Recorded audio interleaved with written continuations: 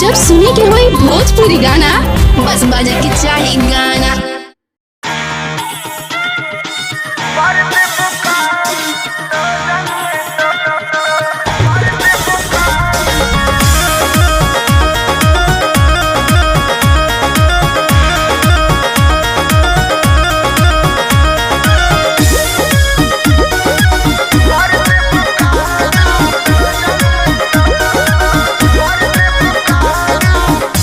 मोरा मोरा जी के झूठ न तार हो, धुआं देवे लगी जोराने तोर हमार हो।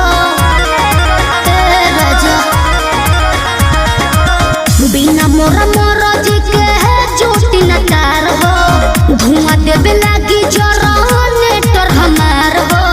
बिगड़त जोग मोर संभार देबू का काहे हो हाई लोटन परोजन में मार देबू का हाई लोटन परोजन में मार देबू का हाई लोटन परोजन में मार देबू का कहाँ से गिस गइल हो।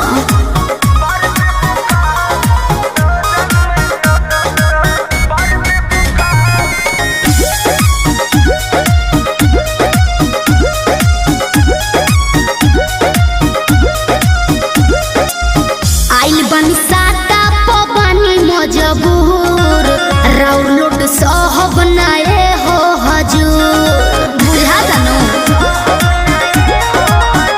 ना बहाना चली हो नाही खाना चली हो, काहे खुशी के माहौल नाच गाना चली हो। तू तो चल जे कर लहंगाई महंगा सार देबू का अब का दोहरा के लसराई। हाई लोटन परोजन में मार देबू का हाई लोटन परोजन में मार देबू का हाई लोटन परोजन में अरे बान दो ठीक है बा